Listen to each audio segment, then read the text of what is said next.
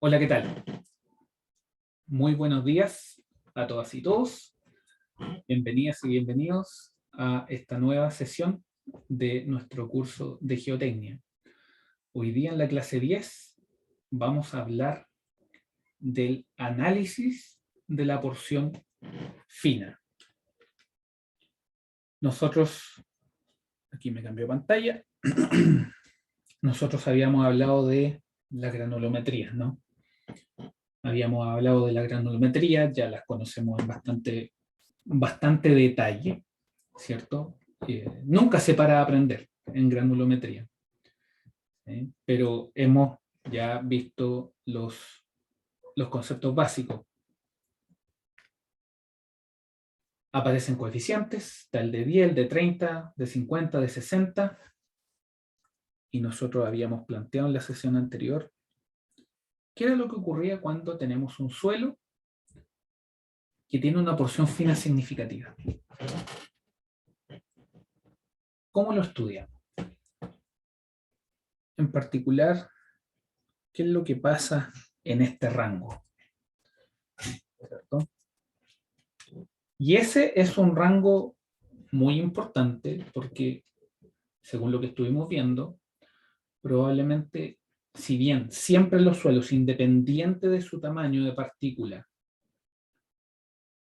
interactúan con el agua, y vamos a ver en la medida que el tiempo pasa en este curso, ¿cierto? Ya en algunas sesiones más vamos a estar hablando de algunos conceptos que son aún más interesantes, como la presión de poro, exceso de presión de poro, ¿ya? El agua está siempre presente y dependiendo del tamaño de partícula, el agua tiene una mayor influencia que para otros tamaños. Entonces, ¿qué es lo que pasa? ¿Cómo lo estudiamos?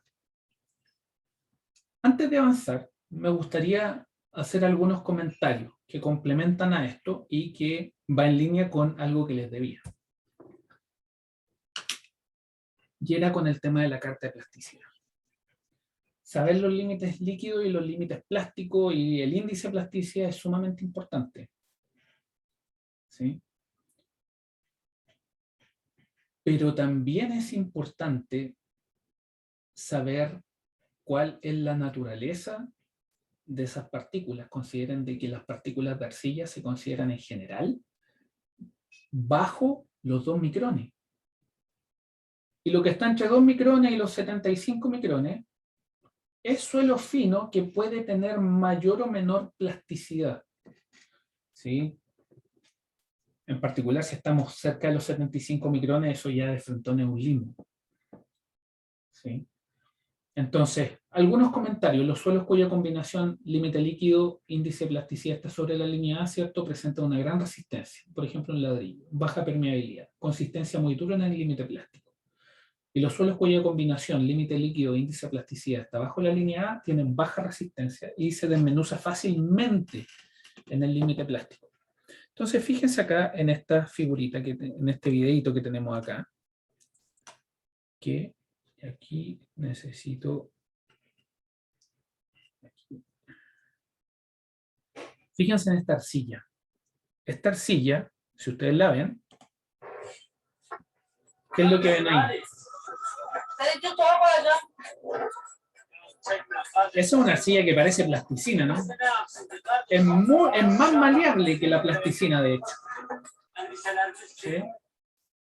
Y con ese material ellos estaban haciendo ladrillo. Ahora, ¿cuál es el índice de plasticidad de esa arcilla? Probablemente anda del orden de entre 30 y 50%. ¿Ya? Imagínense lo maleable que es una arcilla que está muy por sobre esos valores. Entonces, sin entrar en detalle, hay un curso de arcilla que se lo sugiero fuertemente, que es entretenidísimo, que está en el departamento de geología. Las arcillas en sí son un mundo. Entonces, ¿qué hacemos con las partículas finas? ¿Cómo determinamos qué es lo que pasa bajo la malla 200? Porque esa es la pregunta que va apareciendo, ¿no? Porque ya hemos visto varias propiedades de los suelos, hemos visto varios índices, hemos estudiado propiedades de la arcilla, estudiamos granulometría, y ahora es, ok, listo, tenemos la distribución granulométrica, pero tenemos la distribución granulométrica hasta la malla 200. Una vez que la malla 200 ha albergado, ¿cierto?, todo el material que pasa a la malla 200 está junto, ¿qué hacemos con él? Si nosotros también eventualmente quisiéramos hacer hidrometría. Entonces, ¿qué hacemos? Por el momento, algo interesante que podríamos hacer es plantearnos preguntas. ¿Y por qué? Porque en el fondo nuestra pregunta es, ¿cómo separamos y contabilizamos las partículas de un suelo fino? Si nosotros sabemos que tenemos barreras significativamente importantes para lo que es el conteo de estas partículas.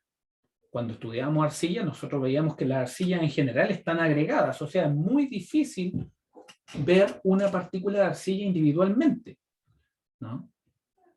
¿Y por qué? Porque no están controladas por la gravedad, ¿cierto? Entonces, las fuerzas interpartículas cumplen un rol importante. ¿Eso quiere decir que la gravedad nunca va a afectar a la arcilla? En absoluto.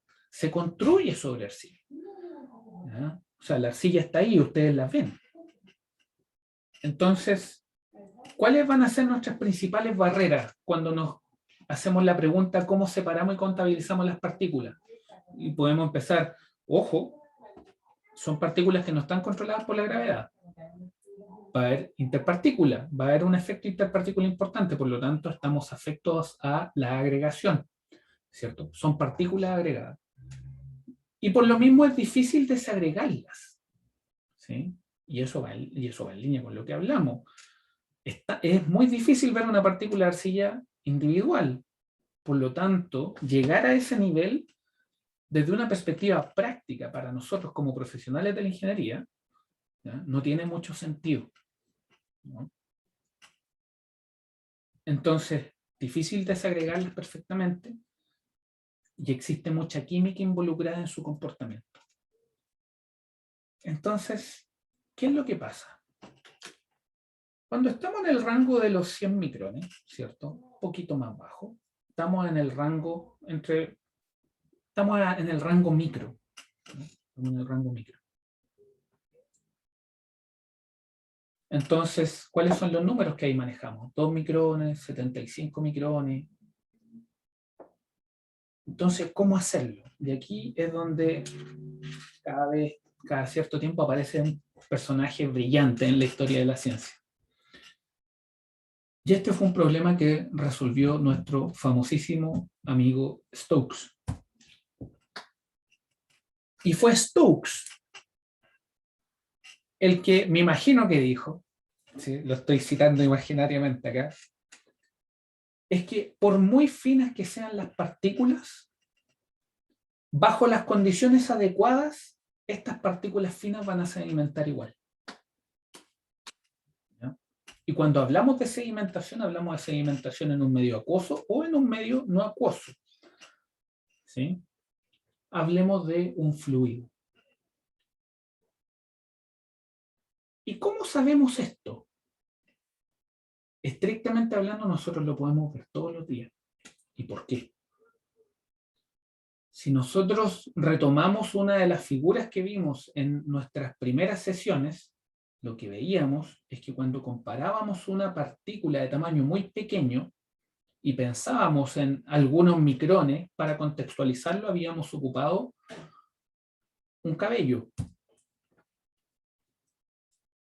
y lo pusimos en el contexto de arenas.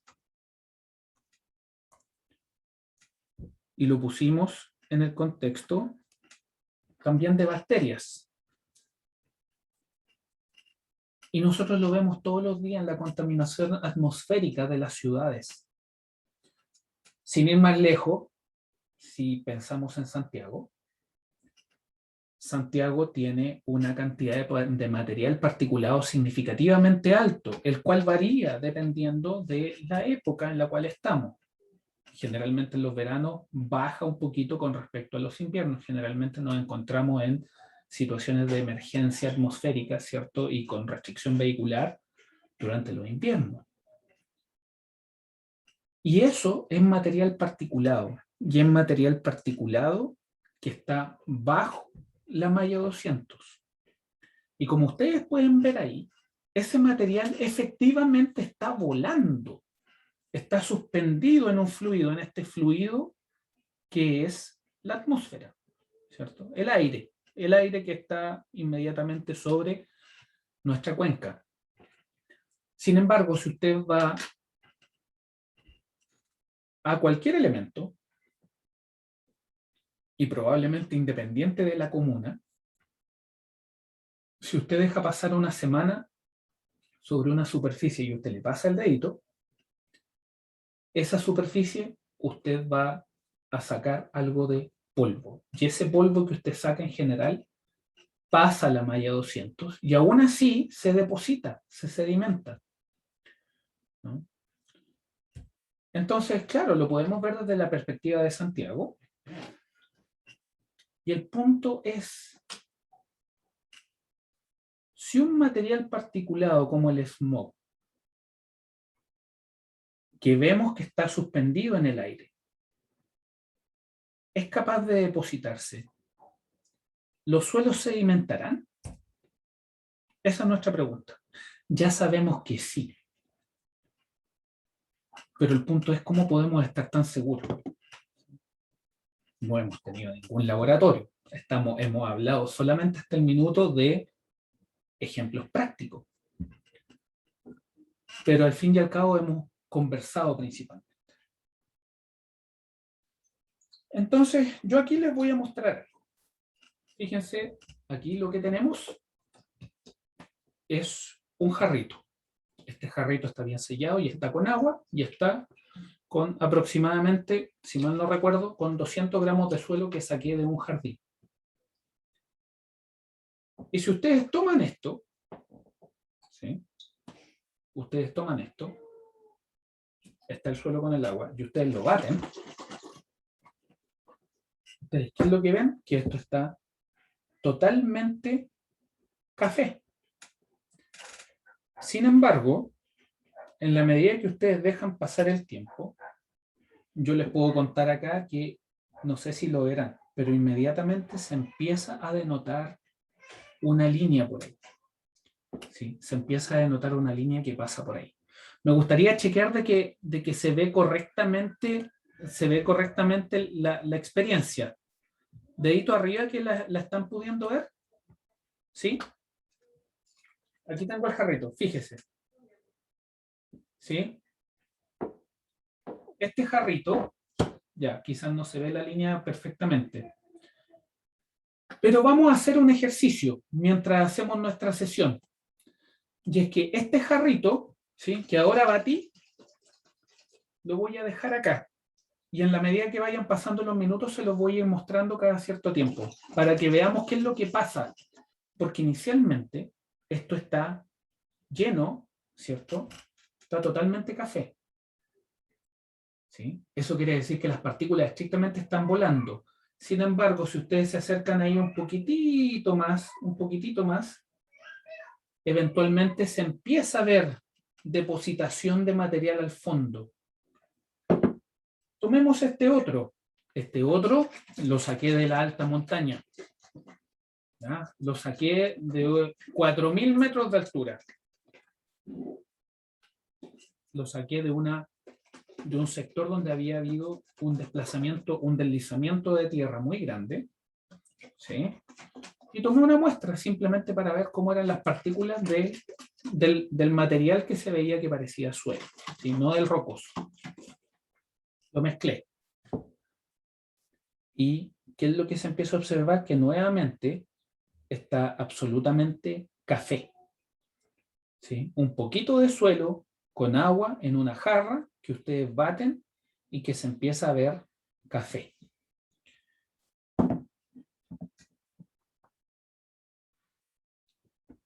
Puede ser que algo se empiece a ver acá. ¿Lo notan? Ahí hay un cambio de color. Entre esta parte de acá y esta parte de acá hay un cambio de color. ¿Sí? Empieza a explicitarse un cambio de color. ¿Y eso es por qué? Porque hay partículas, ¿cierto?, más gruesas, controladas por gravedad, que caen rápido. Si ustedes ponen arena acá, la arena cae inmediatamente. Sin embargo, si ustedes tienen suelos finos como limos o arcillas, van a empezar a volar y en la medida que pasa el tiempo se van a empezar a depositar. Entonces, ¿los suelos sedimentan? Sí, por supuesto que lo hacen, pero lo hacen con una velocidad diferente, dependiendo del tamaño de la partícula. Por lo tanto, si ustedes ven que las partículas caen muy rápido y ustedes rápidamente ven la sedimentación, probablemente ustedes van a estar en presencia de un suelo dominado por arenas, ¿cierto? Sin embargo, si ustedes ven el suelo dominado por arenas, que caen las arenas rápidamente, pero aún esto queda café, probablemente es porque hay una combinación de arenas y arcillas, de limos y arcillas. Sin embargo, si pasa mucho tiempo y esto sigue café, probablemente es porque ahí aumenta el contenido de arcillas. Es una prueba descriptiva, ¿sí?, de la cual números, no podemos sacar muchos números por ahora, pero está el concepto, y el concepto es que los suelos sedimentan, ¿sí? Algunos más rápidos, otros más lentos, pero en general todos sedimentan, ¿ya? Entonces, perdón, tenemos eso y tenemos este, ¿sí? Entonces, ¿qué es lo que pasa con la sedimentación? Y aquí les dejé este párrafo para que lo puedan tener. La sedimentación es lo que vamos a utilizar como concepto para determinar la distribución del tamaño de granos finos. Este proceso describe la caída de las partículas a través de un fluido, separando las partículas por tamaño en la medida que pasa el tiempo. ¿Sí? Entonces, ¿qué es lo que ocurre? Nosotros sabemos que aquellas partículas más grandes van a depositar más rápido. Las partículas más pequeñas van a depositar más lento y por lo tanto vamos a ver mayor turbidez en la medida que aumente el porcentaje de partículas finas. ¿Cuál es el concepto? Que mientras más pequeña es una partícula, más tarda en salir de la solución, ¿no? La sedimentación de alguna manera es salir de una solución, llamémosle caótica, ¿sí? Según las partículas se van depositando, la cantidad de partículas correspondiente al tamaño específico se va definiendo. Y esto fue lo que notó Stokes. Y a esto es lo que se le llama la ley de Stokes. ¿Vemos la ley de Stokes nosotros? Por supuesto, ¿cierto? La ley de Stokes está presente cuando usted se toma el café. La ley de Stokes está presente cuando usted deja caer una bolita, ¿cierto? Una bolita de acero, por ejemplo, en un vaso con agua, ¿ya? O en una piscina, ¿sí? Ahora, ¿qué es lo que pasa? Tiene muchos supuestos, muchas aproximaciones, pero desde una perspectiva práctica funciona bastante bien, ¿ya? ¿Y qué es lo que ocupa? Ocupa un concepto clave que se llama la velocidad terminal. ¿Y qué es la velocidad terminal? La velocidad terminal es exactamente lo que uno experimenta cuando se tira en paracaídas, por ejemplo. ¿Sí? ¿Y por qué pasa la velocidad terminal? ¿Por qué cuando usted se tira en paracaídas o por qué cuando un objeto va cayendo, ¿cierto?, diera la impresión de que este objeto no va aumentando su velocidad de manera acelerada todo el tiempo, como aprendemos quizá en primer año de física? Y es porque existen fuerzas de arrastre, existe la fuerza gravitacional, y en la medida que esto cae, esto se va equilibrando, y por lo tanto hay una velocidad terminal, ¿cierto?, que esto se asume constante. Y todas estas observaciones fueron las que hizo Stokes. ¿Y qué es lo que observó? Que existe una relación que apropiadamente, ¿cierto?, uno puede ir describiendo un fenómeno. Entonces, la ley de Stokes de sedimentación dice que la velocidad a la cual las partículas sedimentan en un fluido a temperatura constante, mire cómo todos los parámetros empiezan a encontrarse nuevamente. Así como para la gravedad específica es importante considerar la temperatura del agua, cuando nosotros queremos hacer un experimento de sedimentación también necesitamos medir la temperatura del agua, porque la temperatura del agua tiene una influencia en lo que es la densidad del fluido. La velocidad a la cual las partículas sedimentan en un fluido a temperatura constante está dada por la ecuación hidrodinámica que ustedes ven ahí, en la pizarra, ¿cierto? Donde, ¿qué es lo que hay? Está el ρS, que es la densidad sólida de la partícula, el ρ, que es la densidad del fluido, el G, que es la gravedad, el dP, que es el diámetro de la partícula, el mu, que es la viscosidad del fluido. Y esta es una constante. ¿Ya? Ese 18 es un número que sale de hacer algunas simplificaciones. Entonces, ¿cuáles son los supuestos que hacen que esta ley funcione bastante bien? Lo primero es que se asume que las partículas son esféricas y que van en caída libre, tal como lo hacía el paracaidista del PPT anterior. ¿Qué es lo que pasa? Usted dirá, oiga, pero esta es una metodología que ocupábamos para partículas finas. Las partículas finas son partículas que en general tienen una forma más elongada que esférica. Sí.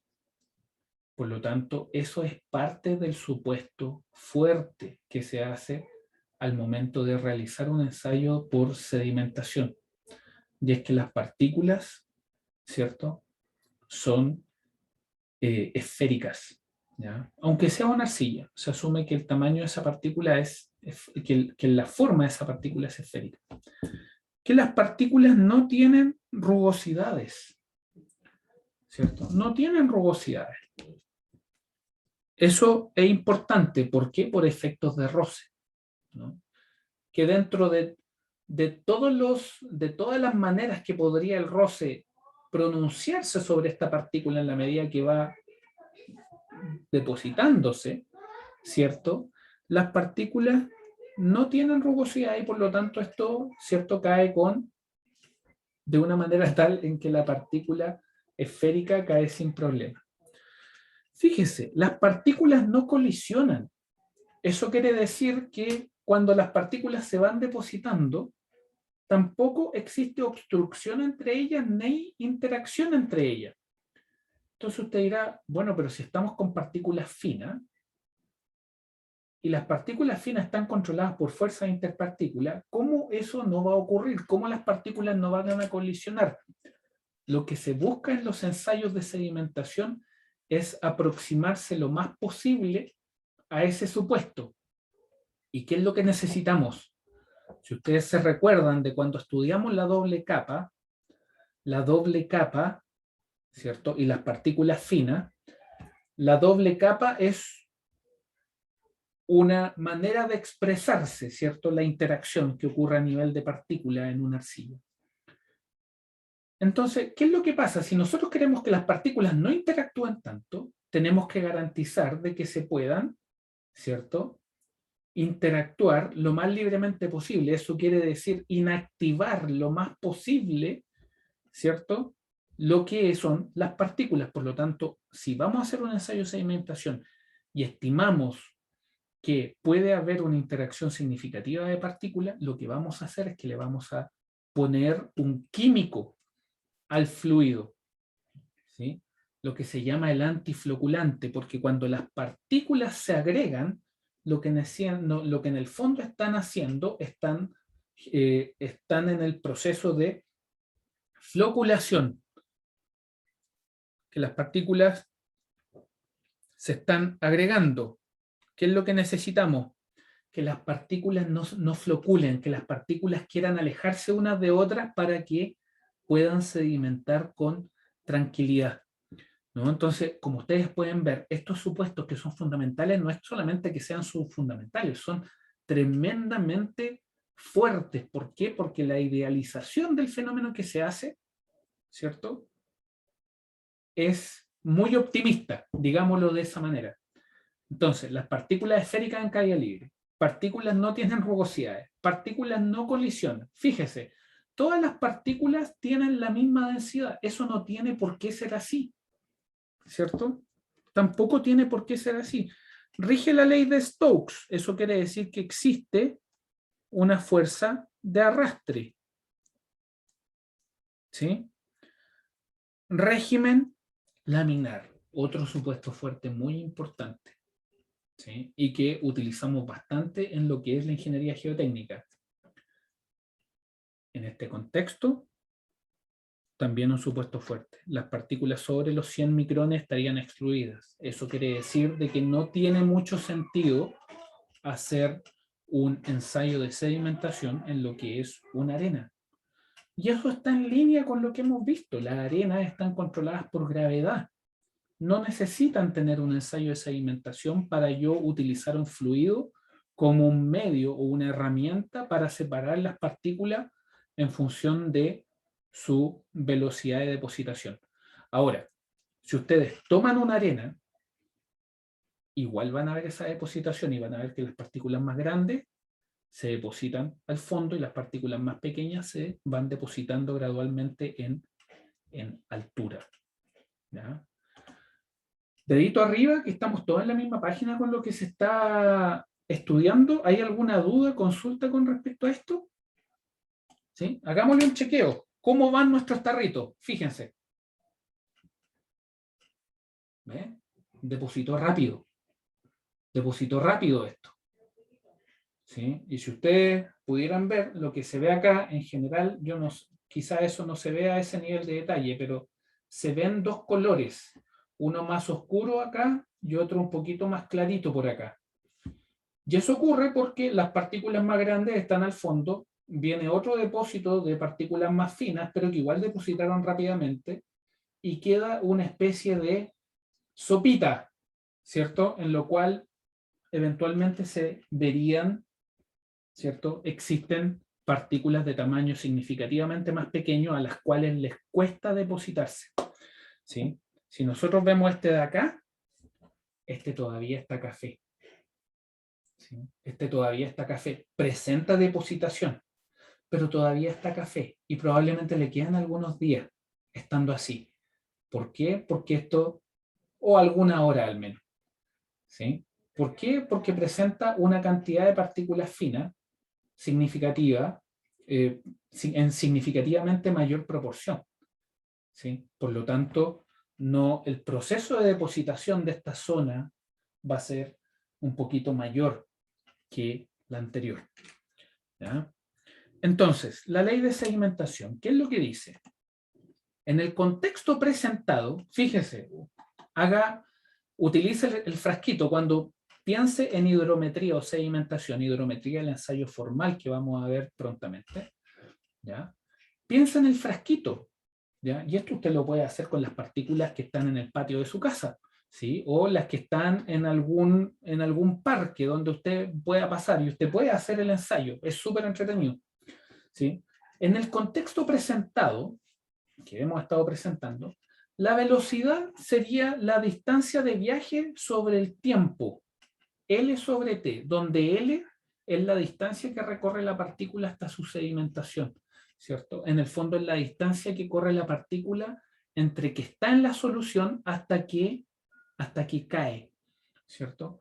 Considerando que el agua está a una temperatura constante, y el diámetro de la partícula, eventualmente entonces con la ecuación de Stokes, se puede determinar en función del tiempo y la distancia. ¿Sí? Por lo tanto, si las propiedades del fluido y la distancia de caída son conocidas, el diámetro de la partícula más grande en suspensión para esa ubicación se puede determinar con esta ecuación. Y esta ecuación se simplifica en esta. Entonces, ¿qué es lo que nosotros necesitamos hacer? Necesitamos tener o generar, ¿cierto? Si queremos estudiar lo que es la sedimentación, necesitamos generar en el laboratorio las condiciones que nos permitan definir ese diámetro a partir de una estructura física en la cual seamos capaces de medir una distancia y un tiempo. El tiempo es fácil de determinar. Nos compramos un cronómetro. Sin embargo, el L que ustedes ven ahí, ese es el desafiante. El punto es cómo lo logramos. Entonces, vayamos viendo algunas observaciones. Si nosotros tenemos esta solución, fíjese, vamos a tomar este que es el que está menos el que está menos... y aquí les puedo hacer una observación para que cuando vean las noticias le den un contexto en general a lo que ven. Cuando ustedes ven los aluviones, fíjense, aquí usted ve un material, aquí ve otro y aquí ve la sopita. Sin embargo, fíjese cómo el material que está abajo se mueve, ¿sí? Es un material fino que está absolutamente saturado, que se mueve. Fíjense con la facilidad que se mueve, ¿sí? Cuando se dan estas situaciones, ¿cierto? Cuando hay mucha lluvia, fíjese, cuando hay mucha lluvia, el material está muy suelto, este es el material que fluye, ¿sí? O este es el tipo de material que fluye. Entonces, fíjese, ahora tomemos las observaciones y supuestos que estamos viendo. Dice, para T igual 0, en una prueba de sedimentación, el fluido tiene una concentración de partículas uniforme en cada lugar. Eso quiere decir, ¿cierto? Que cuando yo estoy bateando el frasquito, este no es T igual 0. Este es T antes de 0, ¿no? ¿Dónde empieza el T igual 0? El T igual 0 empieza cuando pongo el frasquito acá. Y ahí empieza la sedimentación. ¿Sí? Ese es mi T igual 0. Y en ese minuto, cuando yo pongo el frasquito ahí, el fluido tiene una concentración de partículas uniforme en cada lugar. De nuevo, un supuesto muy, muy fuerte. ¿Ya? Vamos a asumir que cada tamaño de partícula cae con una velocidad terminal diferente. Por supuesto, porque la velocidad está dada por el diámetro. La partícula de un tamaño cae a la misma velocidad independiente de la posición. ¿Sí? La partícula de por cada tamaño, no me importa cuántas partículas hayan, ¿cierto? Si se asume que tiene un tamaño, voy a asumir que todas esas partículas caen con la misma velocidad. Para T igual 0, la distribución de tamaños es diferente en cada profundidad, y eso es lo que me va a empezar a generar que las partículas se vayan disgregando, ¿sí? Cualquier partícula de tamaño D o más grande estará por debajo del punto de medición de la suspensión. Eso quiere decir que las mediciones las vamos a empezar a hacer, ¿cierto? Considerando la porción que todavía no ha sedimentado. ¿Cuál es la esquemática? Esto es súper importante, ¿sí? Esto es del libro de Germain. ¿Ya? De esto creo que es del año 2005. Ha pasado harto tiempo ya de eso. Fíjese, para T igual 0 segundos, distribución uniforme de partículas, ¿cierto? Eso quiere decir que nosotros observamos esa distribución que se observa en la parte izquierda de este esquema. Para T igual 30 segundos, ¿cierto? Fíjense, las velocidades 0,5 centímetros, 0,25 centímetros, 0,125 centímetros. ¿Dónde está el diamante? El diamante está ahí. Eso quiere decir que estas son las partículas que depositan más rápido, ¿sí? Y se van agregando al fondo, lo cual se denota con un, ¿cierto? Con un marcador un poquito más grande. Fíjese qué es lo que pasa con las partículas más pequeñas. Las partículas más pequeñas van quedando ahí, ¿cierto? Van acá. Y se van depositando más lentamente. Y ya las que son las más pequeñas del set, simplemente se van cayendo a una velocidad que en este caso es alrededor de 4 veces más pequeña, ¿no? Y cuando son 60 segundos, la tendencia se mantiene, ¿ya? Entonces, el punto es que entendiendo todos estos conceptos que hemos conversado, entendiendo la ley de Stokes, los conceptos involucrados, velocidad terminal, la importancia de la temperatura y los supuestos, que sobre todo los supuestos son demasiado fuertes, el punto es cómo lo hacemos. Y eso nuevamente, al igual que todos los ensayos que hemos estado revisando, está estandarizado.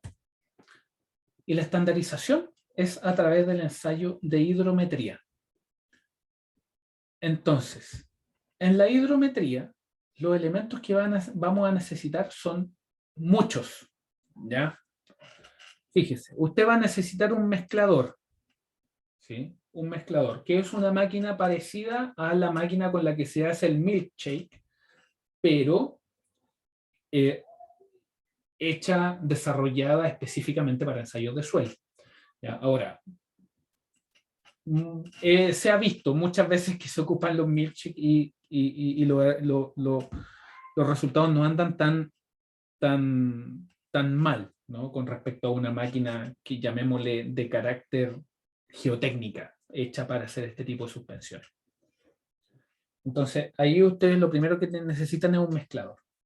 ¿Sí? ¿Por qué? Porque ustedes necesitan hacer la suspensión. Ahora, si usted tiene partículas muy finas, y estas partículas muy finas además tienen el potencial de generar hinchamiento o una interacción, ¿cierto?, muy grande entre las partículas, lo que necesitamos es neutralizar el fluido, o mejor dicho, neutralizar la acción del fluido para que las partículas, en vez de promover su interacción, promover su separación. Y a eso le llamamos un antifloculante. Y el antifloculante va a ser este polvito que está acá.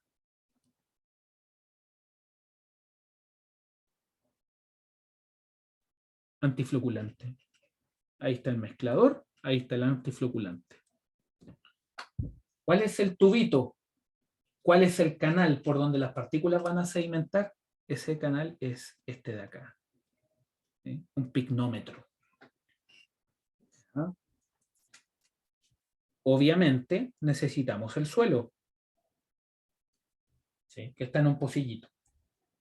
Necesitamos medir pesos, ¿cierto? Necesitamos medir pesos. La balanza. Eso ya pasan a ser estándar, no se repiten con respecto a las prácticas anteriores. ¿Cuáles son los nuevos acá? El shaker, ¿cierto? El picnómetro y el antifloculante. Pero el principal, ¿cierto? El que usted requiere sí o sí, porque el tubito usted lo puede sacar de alguna manera. No tiene que ser un picnómetro, pero usted lo puede hacer por último. Usted lo manda a hacer, lo gradúa. Sin embargo, el específico es este que ustedes ven acá. ¿Sí? Ese es el hidrógeno. ¿Ya? Y es un elemento que lo que hace es que flota en la solución, ¿ya? Tiene la gracia de que flota en la solución, ¿sí? Ustedes lo ven que tiene un pesito, ¿cierto? Pero es un volumen con aire al interior y que tiene una pipita con graduación, esta que está acá. ¿Sí? Y esa pipita está graduada. Perdón. Está graduada ahí. ¿Cierto? Aquí no se ve, pero este picnómetro también está graduado ahí. Entonces, ¿qué es lo que ocurre? Que ustedes van a hacer la solución, van a poner la solución en el picnómetro, y ustedes lo que van a hacer es que van a poner el picnómetro ahí. Y si ustedes se fijan, ahí están las pipitas. ¿Sí? Entonces, ustedes ponen, ¿cierto?, el hidrómetro, y en la medida que esto empieza a sedimentar, ¿qué es lo que ocurre? Que si esto empieza a sedimentar, lo que empieza a ocurrir es que la densidad del fluido se empieza a concentrar en la zona más baja del picnómetro, y en la zona más alta empieza a bajar la densidad. Por lo tanto, la pipita que ustedes ven acá empieza a hundirse. Entonces lo que ustedes necesitan medir, sabiendo que como esto está estandarizado, tiene un largo ya, ustedes lo que tienen que empezar a medir es cuánto es la profundidad de hundimiento, y eso correlacionarlo con el diámetro, porque ustedes también acá lo que van a ir haciendo al mismo tiempo es que ustedes van a tener un cronómetro, ¿no?, y ese cronómetro lo que va a hacer es que va a ir midiendo los tiempos. Este es un relojito, ¿sí? Un relojito cronómetro. ¿Ya? Entonces, ¿qué es lo que pasa con la hidrometría? En corto, en solamente una diapo, una masa de suelo se mezcla con agua y se hace una suspensión. Con el hidrómetro en la mezcla se determina la gravedad específica del fluido a distintos tiempos, ¿cierto? ¿Y eso por qué? Porque la densidad va cambiando con el tiempo, ¿sí? La fracción de las partículas que quedan en suspensión se calcula utilizando la gravedad específica de las partículas. Eso quiere decir que ustedes conocen la gravedad específica del suelo con que ustedes están ensayando, ¿sí? Por lo tanto, hay que hacer el cálculo de la gravedad específica antes, ¿ya? Veamos cómo funciona la hidrometría en un minuto, ¿ya? Esta es una sesión de laboratorio que está súper acelerada para que veamos los principales procedimientos. Fíjese. Perdón. La embarré.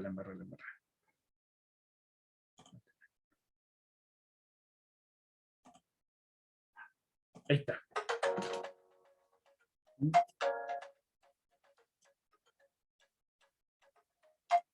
Si ustedes se fijan en esa parte que está ahí,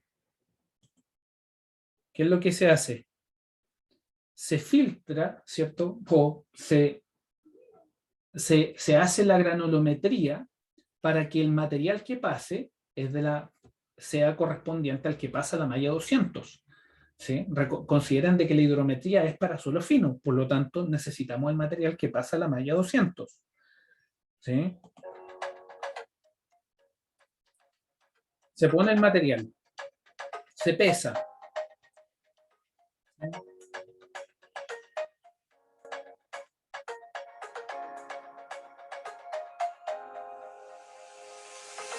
¿Qué es lo que está haciendo ahí la colega? Lo que está haciendo ahora es la suspensión, ¿cierto? Puso el suelo en el contenedor, ¿sí?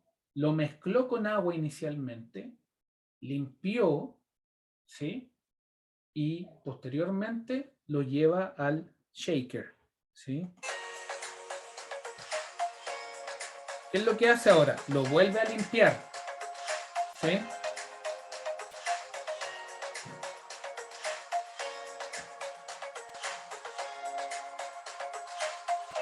¿Qué es lo que hace ahí ahora? Del shaker, ¿cierto? Limpia y después ahora lo pone en el pignómetro, pone el material. Usted dirá, ¿qué es lo que pasa con ese material que queda en el embudo? Eso hay que limpiarlo. Y es por eso que las cantidades de agua que se tienen que ocupar se tienen que graduar muy criteriosamente. Este es un ensayo que se tiene que practicar mucho. Entonces, ¿qué es lo que ocurre? ¿Qué es lo que ocurre? Que ahora, después de poner la solución, va a empezar a limpiar. Esto siempre con agua destilada. Acuérdense de las ventajas que tenía el agua destilada. ¿Sí?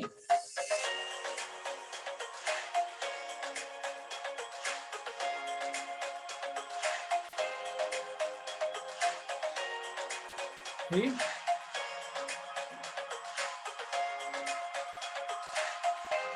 Ah, perdón. Chuta. Veamos si lo podemos adelantar. Ahí está, sí. Ya.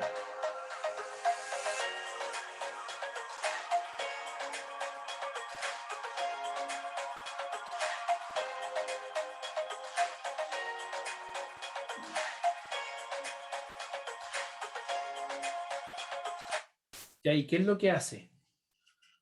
Ocupa dos pignómetros, ¿sí? Uno completamente con agua limpia, ¿cierto? Agua destilada limpia. ¿Para qué? Por calibración, ¿sí? Porque ustedes tampoco quieren tener el densímetro, la pipita, no la quieren tener todo el tiempo adentro de la solución, ¿sí? Entonces, ustedes tienen esa práctica y cuando quieran hacer una medición, ustedes lo que hacen es que la cambian de lugar, ¿cierto? Esperen a que todo se estabilice, a que la bajada de la pipita se estabilice para hacer las mediciones. ¿Sí? Fíjense, usted mezcla y ahora va a empezar la sedimentación. Ahí cuando la niña termina de mezclar, pone esto, ¿cierto? Es parecido a lo que yo estaba haciendo acá, ¿sí? Parecido a lo que yo estaba haciendo acá, pero formalizado, estandarizado y siguiendo una metodología que me va a permitir de manera más precisa y con procedimientos normados definir la correcta sedimentación de ese suelo. A grandes rasgos, ¿qué es lo que vemos? Procedimiento, mezclar 50 gramos de suelo, voy a leer acá, con 125 ml de agua destilada, revolver y humectar por 16 horas. ¿Sí? El material tiene que estar bien humectado. ¿Sí? Considere que es suelo fino. La interacción con el agua, ¿cierto? Para los suelos finos es importante, por lo tanto no es llegar y mezclar y empezar a hacer el ensayo inmediatamente, sino que dejarlo reposar. Y esa es una práctica que en geotecnia se hace mucho, ¿ya? El reposo de 24 horas dependiendo del ensayo que estemos viendo. Se transfiere la mezcla al cilindro graduado, se agrega agua, ¿sí? Hasta alcanzar los 1000 milímetros, 1 litro. Revolver el cilindro rotándolo por 1 minuto. Comenzar las mediciones insertando el hidrómetro, ¿cierto? La pipita. Y se van a hacer mediciones a los 2, 5, 15, 30, 60, 250 y 1440 minutos. Un día. ¿Sí? El ensayo dura un día. ¿Sí? Insertar el hidrómetro 20 segundos antes de medir. ¿Por qué?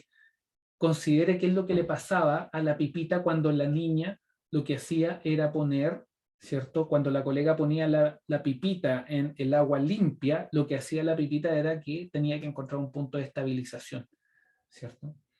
Y retirar el hidrómetro y registrar la temperatura, ¿sí? ¿Y dónde usted registra la temperatura? La registra en el material que tiene, ¿sí?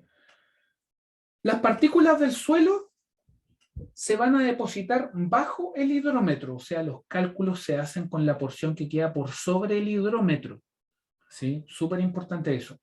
La gravedad específica de la suspensión, en la medida que la depositación va ocurriendo, ¿cierto? El hidrómetro se va a ir sumergiendo. La profundidad se mide en la medida que el hidrómetro se sumerge, ¿sí? Y la cuantificación, y esto es importante, ¿no? Es, ok, listo, con todos estos cálculos, ya, el ensayo es entretenidísimo, súper bonita la teoría, pero ¿cómo lo hacemos desde una perspectiva ingenieril? ¿Cuáles son los datos que nos van a servir de este ensayo? ¿Sí? La cuantificación de la masa de material que ha caído a la profundidad H, ¿ya? Se normaliza respecto a la masa seca del suelo agregada al cilindro. La masita que la colega al principio del ensayo, ¿cierto?, separó y pesó, y que corresponde al porcentaje de material más fino en la lectura M, la que sea, ¿cierto? M varía desde 1 hasta el número de mediciones que usted decida hacer. Estos números son estándar, pero dependiendo del nivel de detalle que usted quiera hacer, puede hacerlo a un espaciamiento diferente, ¿sí? Pero nunca menos que eso, ¿ya? Ojo, nunca menos que eso. Puede medir más que eso si gusta, pero no menos, ¿ya? Y aquí salen relaciones entre la temperatura, el diámetro de las partículas, ¿cierto? Dependiendo del GS, ¿sí? Aquí ustedes tienen otras tablas y fíjese, ahí aparecen dos tipos de hidrómetro. En general, el hidrómetro que más se repite es el 151H, ¿ya? Donde usted tiene las lecturas y tiene los largos efectivos, ¿sí? ¿Y qué es lo que se logra con todo este procedimiento? Se logra completar una curva que es de gran relevancia si el contenido de partículas finas que existe en la masa de suelos, ¿cierto?, es la que controla. Y así es como ustedes pueden completar su curva granulométrica, la que está a la derecha, con la granulometría de tamices. Granulometría de tamices. Y a la izquierda, que está en azul, esta es, llamémosle granulometría por hidrometría. Granulometría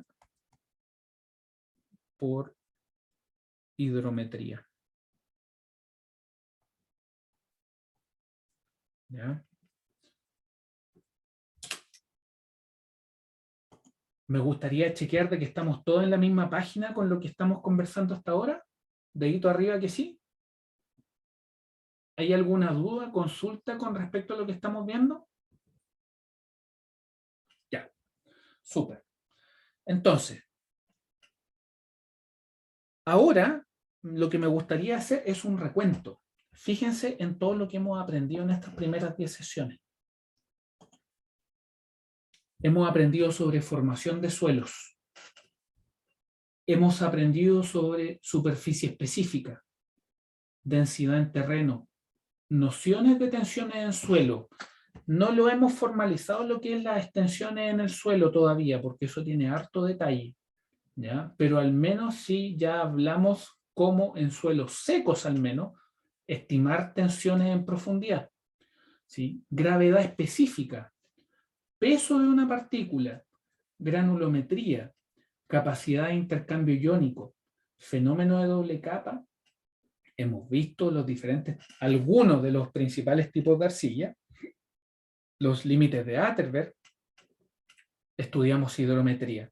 Y además tenemos definiciones, índice de vacío, suelo saturado, suelo seco, hemos hablado de densidad, ¿cierto? De peso unitario, ¿sí? Todos esos conceptos. Entonces, ¿qué es lo que pasa? Con todos estos conceptos, ¿ya? Nosotros hemos aprendido a caracterizar un suelo. Hemos aprendido a decir, ok, esto es arena, esto es grava, esto es arcilla, y las propiedades que estos tienen son las siguientes, ¿sí? Y ya sabemos a grandes rasgos y con detalles de cálculo también que podemos tener, ¿sí? ¿Cómo vamos a ir avanzando en lo que es la determinación de un suelo? Porque esto que hemos revisado hasta ahora es lo primero que se hace cuando tenemos un proyecto geotécnico, vamos a terreno, rescatamos suelo y lo llevamos al laboratorio para saber qué es lo que tenemos en el terreno donde vamos a estar poniendo ya sea una represa, un edificio, una casa, la estructura que usted se imagine, el suelo en donde esto se va a poner requiere pasar por una caracterización.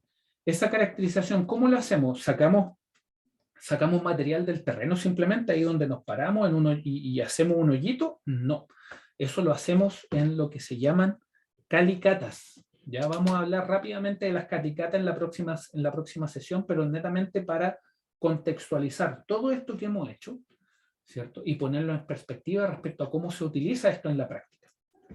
¿Ya? Y con esto ya podemos pasar a hablar de cómo todo lo que hemos aprendido lo ponemos en contexto también para darle una interpretación ingenieril a lo que son los suelos, y aquí es donde ya se hace necesario hablar de lo que son las relaciones de fase en los suelos.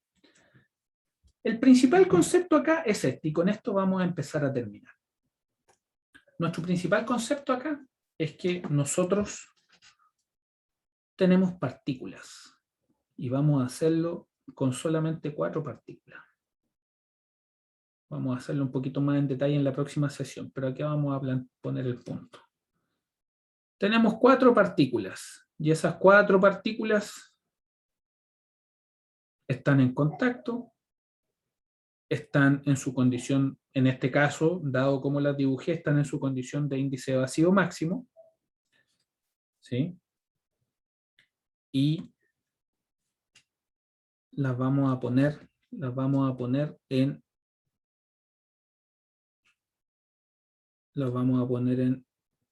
un volumen, ¿sí? Las vamos a poner en un volumen. Entonces, ¿qué es lo que pasa? Aquí vamos a dibujar un poquito más grueso el volumen para que se pueda hacer el punto sin abrir ventana a la confusión. ¿Sí? Entonces, ¿qué es lo que ocurre? Que eventualmente esto podría estar lleno de agua. Sin embargo, también podría estar lleno de aire solamente o una combinación de ambos. ¿Sí?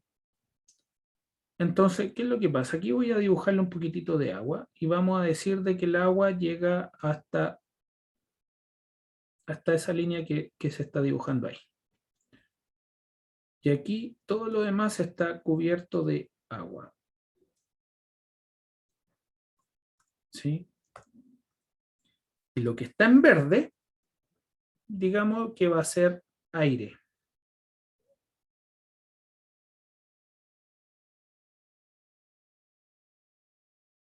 Va a ser aire. Entonces, ¿qué es lo que pasa? Esto es independiente de si las partículas que están ahí son de suelo, si son de sílica, si son de acero, lo que sea. Es el concepto lo importante. Ahí tenemos un sistema trifásico, donde lo verde es aire. Lo azul, ¿cierto? Que está acá, es agua. Y lo rojo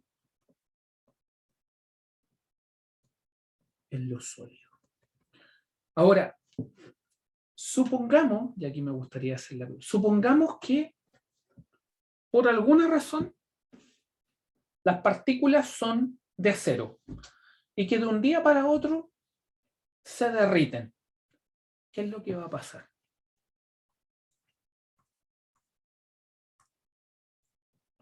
Si esto se derrite, lo que va a quedar acá es que vamos a tener el mismo volumen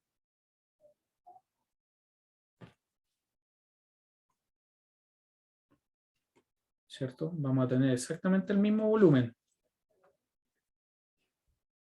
Y las partículas derretidas que derretimos quedaron todas acá al fondo, ocupando exactamente el mismo volumen. Volumen de sólido. ¿Cierto? El agua va a quedar acá.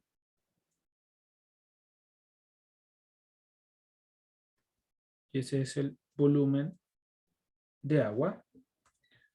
Y en verde va a quedar el volumen de aire. ¿Cierto? Y lo que nosotros sabemos es que todo esto en el fondo no ha cambiado y le llamamos que es un volumen total que también estaba ahí. ¿Cierto? Me gustaría chequear de que estamos todos en la misma página en cómo de un diagrama, del diagrama izquierdo, pasamos al derecho. ¿Estamos todos en la misma página con eso? Con el diagrama de la derecha, que se explica por el de la izquierda, es como vamos a poder desarrollar un montón de expresiones que nos van a permitir darle un contexto ingenieril a lo que es el estudio de los suelos. Con esa diapo terminamos por el día de hoy, salvo que hayan consultas, dudas con respecto a lo que estamos discutiendo el día de hoy. ¿Sí? Me despido, que estén muy bien y nos vemos el día jueves. Chao, chao. Profe.